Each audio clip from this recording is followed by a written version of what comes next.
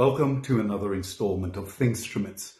Today, we're diving into the dangers of atavism in the leadership transition process. What happens when new leaders take over without learning from their predecessors? Well, to put it simply, they end up trying to reinvent the wheel. And this can lead to pouring resources into old, dried out wells. Lost opportunities because all the been there, done that, got the t-shirt people have left the building. And of course, a lot of swamp-tromping stagnation. So I'm borrowing a word for this from evolutionary biology, atavism. And atavism is the reappearance of ancestral traits. Now, in the corporate world, it happens when new leaders, uninformed by their predecessors, revert to outdated or ineffective practices. And this lack of knowledge transfer leads to repeated mistakes. In my experience, the corporate version of atavism derails progress and innovation. So let's break down what happens. Firstly, let's look at some key causes of atavism in leadership transitions. The RTFM, read the frickin' manual, fail, or in formal terms, lack of knowledge transfer mechanisms. Without structured processes to capture and share critical insights from outgoing leaders, valuable institutional knowledge gets lost. And this includes not just operational details, but also strategic insights and lessons learned.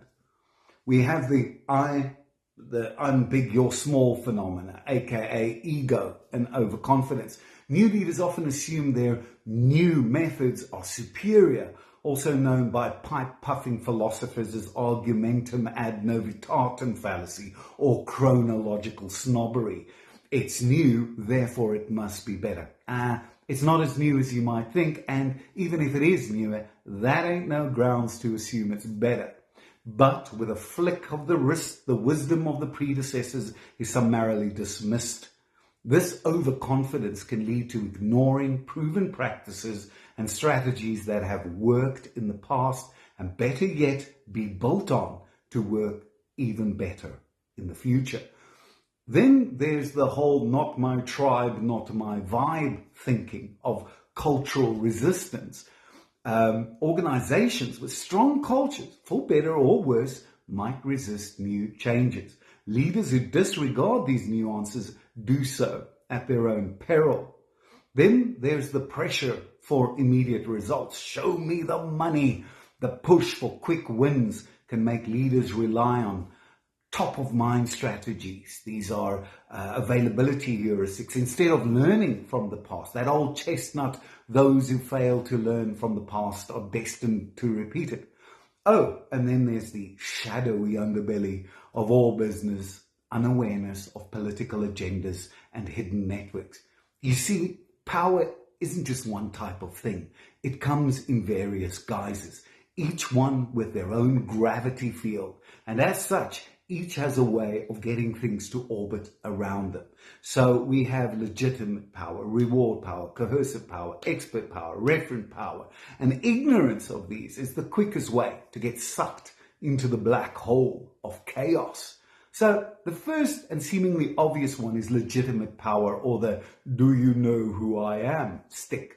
This is power that comes from an official position or role within the organization. It's all that rank and title and medal stuff. I prefer to call it borrowed power. You get anointed with it. It's got that whole by the power vested in me stuff going on.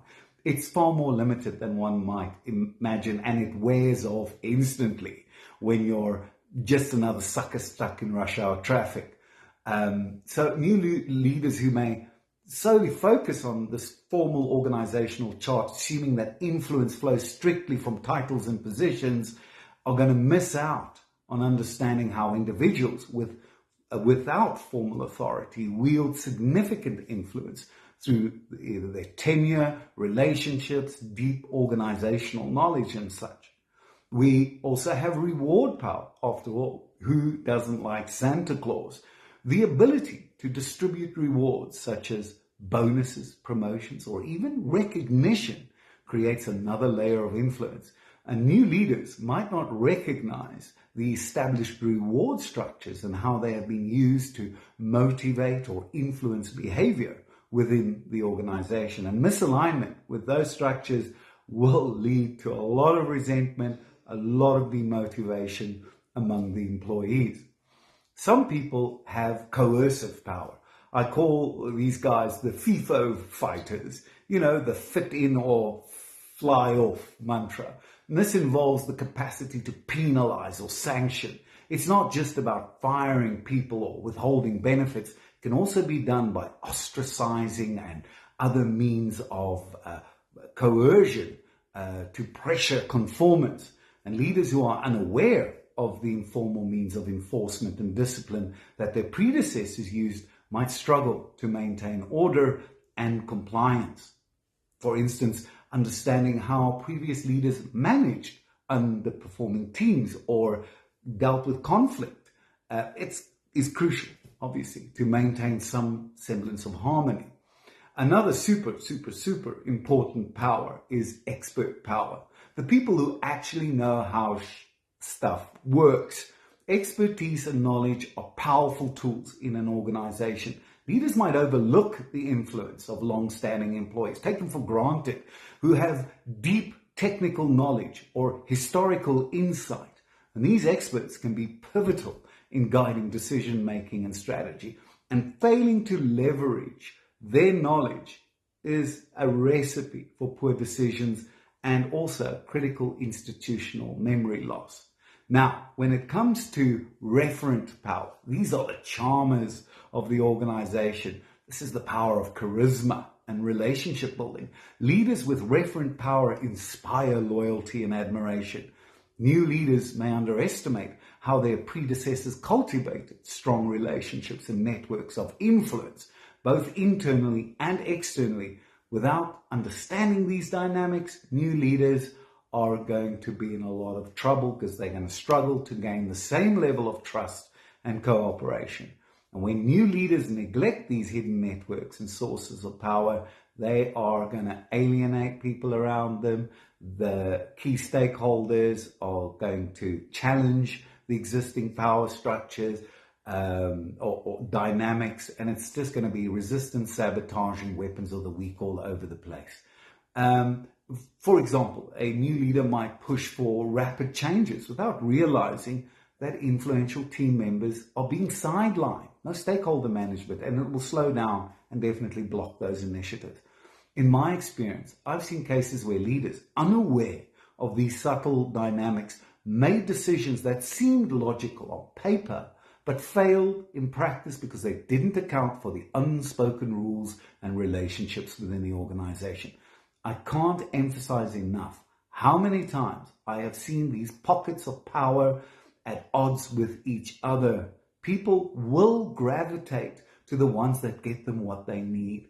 It's often the case that a leader is given the so-called legitimate power, but they are isolated because they don't have access to the other forms, and all their efforts are undermined.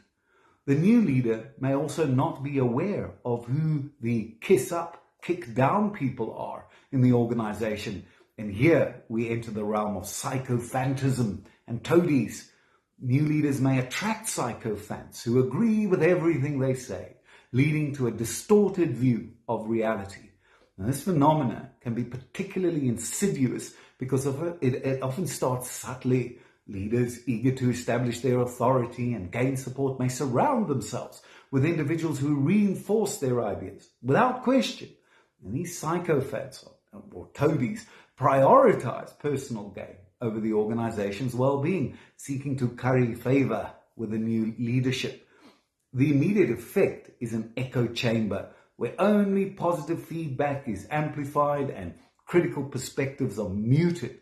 And this stifling of dissenting opinions prevents the leader from seeing the full picture, making it difficult to identify potential problems and areas of improvement. Difficult, nay, impossible at times.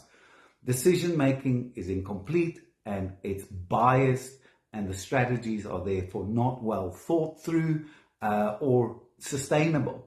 So we would actually do well to remember the fable of the emperor's new clothes, where the hucksters convinced everyone that only noble people could see the cloth.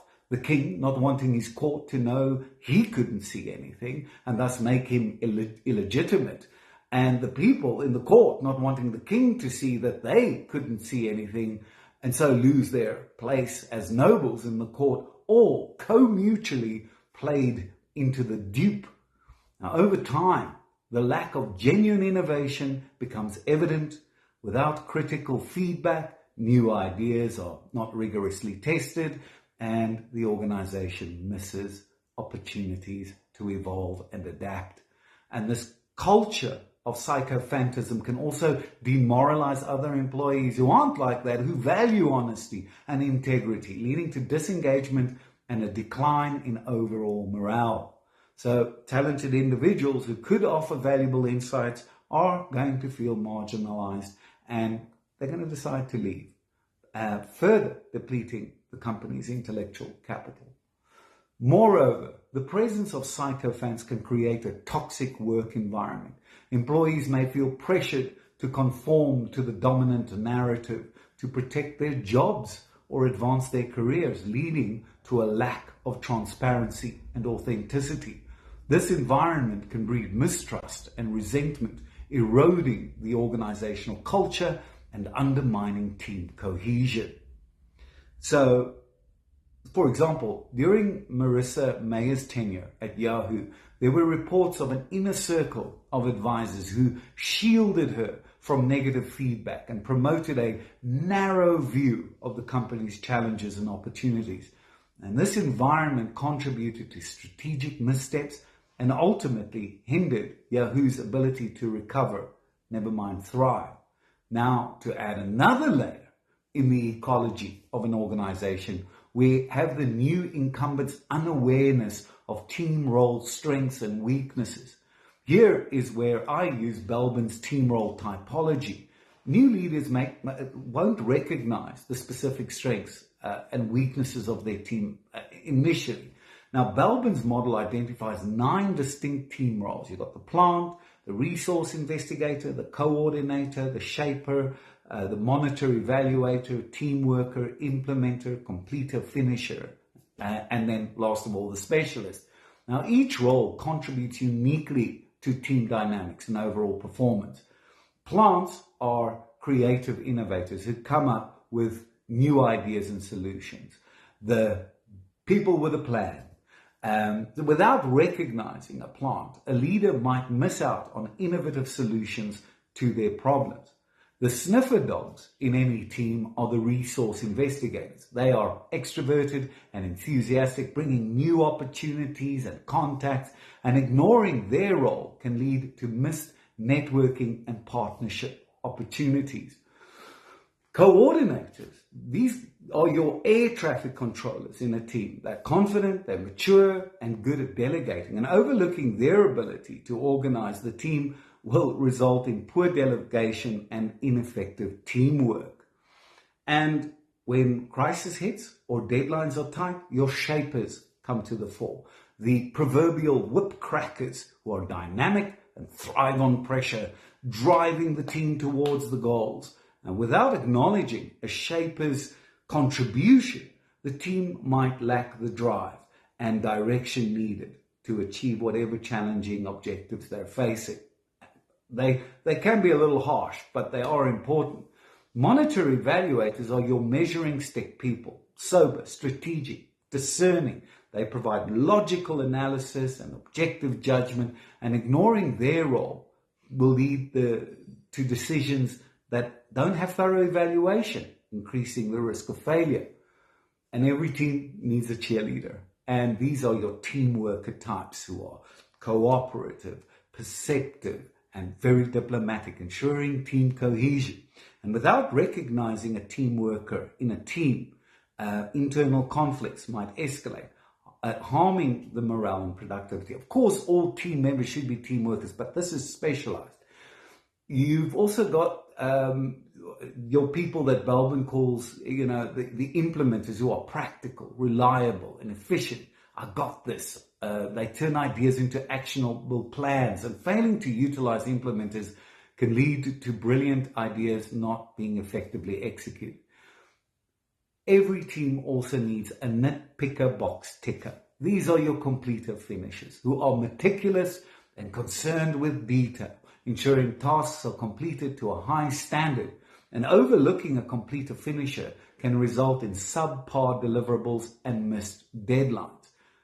The last, but by no means the least, are your specialists. They are pretty much your mission impossible types who provide in-depth knowledge in specific areas. And without leveraging their expertise, the team is seriously going to lack the technical proficiency needed to solve complex issues. Now, new leaders who don't understand these roles may assign tasks very inefficiently, leading, of course, to frustration and underperformance. So, for example, assigning a creative task to an implementer instead of a plant can result in a lack of innovative ideas. Similarly, expecting a shaper to be detail-oriented like a completer finisher is going to have some serious quality issues in the project deliverables. The leader doesn't just need to know where to deploy them, but also when. If you put a completer finisher at the beginning of a project, good luck getting past the first page. As if all of this isn't tough enough, another aspect of the ecosystem, which left unconsidered leads to atavism, is not understanding competing values and differing prioritizations or prioritization agendas, which is crucial for new leaders to navigate the complexities, because these are the undercurrents. There are 4 core values that influence organizational effectiveness: clan, adhocracy, market, and hierarchy. And each represents on a dialectical scope different types of organizational approaches that need to happen and forces that work against each other. The clan culture emphasizes collaboration, mentorship, and a family-like atmosphere. In organizations with a strong clan culture, leadership focuses on team cohesion, employee development, and morale. Now, new leaders stepping into those environments need to appreciate the importance of maintaining strong interpersonal relationships and continuing the practices that foster this sense of community. And too much of this, you're going to end up with a country club, and too little, it's going to look like gang warfare. So, for example, a new leader at a company like Zappos, known for its strong clan culture, must prioritize employee happiness and open communication. A shift towards a more rigid hierarchical approach without considering the existing culture will disrupt the positive work environment and lead to a high turnover rate. People are just going to get out of Dodge. Adhocracy culture values innovation, creativity, and risk-taking. Organizations with this culture thrive on dynamic environments and encourage entrepreneurial thinking. New leaders in adhocracy-oriented companies should be cautious not to stifle creativity with excessive controls or procedures. Instead, they should build on the existing culture of experimentation and support innovative initiative, particularly if they're working and it's what makes the company work. But again, too much of this and you have anarchy. Too little and you're just going to get outmaneuvered in the market. Take Google, for instance, where the culture is heavily geared towards adhocracy. A new leader at Google who imposes too many bureaucratic processes could hinder the innovative spirit that drives the company's success. Recognizing and nurturing the existing culture of creativity is then obviously key to maintaining the company's competitive edge. Then we have market culture, and this focuses on competitiveness, results, achieving targets. It's performance-oriented, where success is measured by market share, profitability, and growth. Now, new leaders in such organizations must understand that high expectations for performance and are there, and they have to continue to drive those results while also ensuring sustainable practices and balancing short-term gains with long-term goals. Too much of this and you have a sweatshop, too little and you're out of business. Now, in a company like General Electric, which traditionally emphasized a market culture, a new leader must align with the performance-driven mindset and ensure that all initiatives contribute to the bottom line. Shifting away from this focus without a clear strategy could lead to decreased performance and dissatisfaction among stakeholders. Then we have this hierarchy culture, and this values order, consistency, and control. It's characterized by structured environments, clear procedures, well-defined roles. New leaders in hierarchical organizations should respect the established systems and work within them to make improvements to them or build on them. And abrupt changes will lead to confusion and resistance from employees who are accustomed to a stable and predictable environment. Now, too much of this, and you have a sea of red tape. Too little, and it's mayhem. A good example is a traditional manufacturing company like Toyota, which operates with a strong hierarchy culture, emphasizing efficiency and process and optimization. And a new leader should build on these strengths, ensuring that any changes align with the established systems and contribute to overall operational excellence. This is the stuff of the real world. JCPenney. In 2011, JCPenney hired Ron Johnson as CEO. Coming from Apple, he implemented radical changes such as elimination of discounts. However, he didn't understand JCPenney's traditional customer base or the internal political dynamics. Sales plummeted and the company faced significant financial losses. Johnson also failed to recognize the influence of key stakeholders within the company who were resistant to change, exacerbating the situation. Yahoo, Marissa Mayer, as I've spoken about before.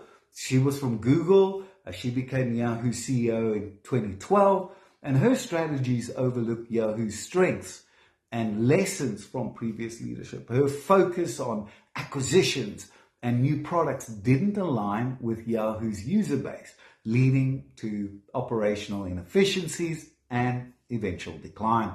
Mayer also struggled with internal politics and the influence of powerful factions within the company, which undermined her initiatives. Another example, Hewlett-Packard, where Carly Fiorina became HP CEO in 1999. She pushed for the acquisition of Compaq, and this move overlooked HP's core strengths and led to internal resistance. Despite some successes, her tenure ended in 2005 with her resignation.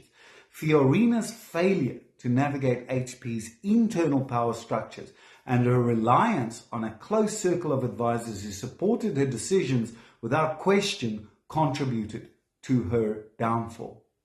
So, what are the consequences of atavism in leadership? And it has several, and I've stated them, but I think just as a recap: wasted resources, replicating past mistakes, wastes time, money, effort. Resources that could have been used for innovation and growth are instead spent on redoing or undoing ineffective strategies. There's stagnation and lack of innovation. A return to outdated practices stifles innovation and adaptability. Organizations become stuck in a cycle of mediocrity, unable to evolve and respond to changing market conditions. It becomes a catalog of the commonplace. You have employee disengagement. People see repeated mistakes. It's going to demotivate them. It's just lower productivity, higher turnover, and talented individuals are going to leave. And it's going to weaken the organization. Of course, it's loss of competitive edge. If you don't learn from the past, you're going to fall behind your competitors. It's the Red Queen effect. You have to run very fast just to stay where you are. And this loss of competitive edge can result in decreased market share and profitability.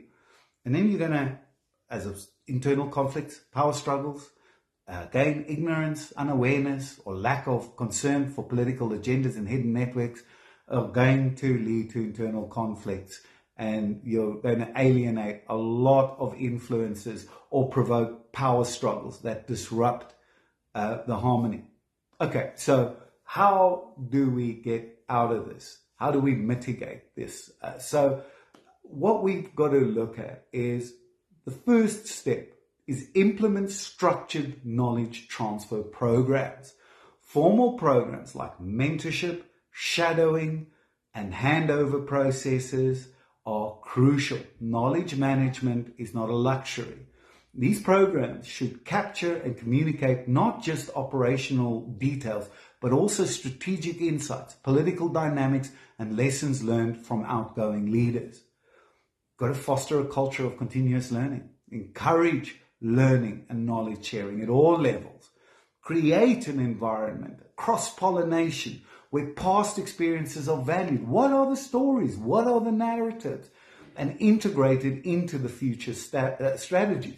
You've got to balance confidence with humility. Humility is the seat of learning. You've got to recognize those past experiences. Stay open to learning from the so-called irrelevant. We don't want to get into biases like ageism, where we think just because people come from before they don't know the future. Focus on long-term success. Shift from immediate results to long-term successes. Have the big picture in mind. Have eyes on the horizon. And this long-term perspective can help leaders make more informed and sustainable decisions. Leverage technology for knowledge management. Use technology. Store, organize, arrange, make it accessible. Create a community of knowledge around the knowledge management system and the transference thereof. This isn't manuals and SOPs. There's a lot more to this. It's part of it, but that's not the whole picture. Understand those political agendas. You've got to see the political landscape. You've got to see the hidden forces. It doesn't matter how beautiful your ship is, how wonderfully shiny your sails are. If you don't know the undercurrents, you are not going to be able to navigate that, or the winds for that matter. Avoid the sycophants. Encourage that honest feedback. Be wary of flattery. It's not about not being able to take a compliment or being appreciated, but what is it underscoring? Look at the team's strengths and weaknesses, stuff like Bellman's typologies. Recognize those specific strengths. I've done many assessments where they end up as an exercise. People are, that's interesting. Okay, that's fun. And it leads to nothing. And then in other organizations where people take it on and onboard it and implement it, the results are astounding. It's mind-blowing.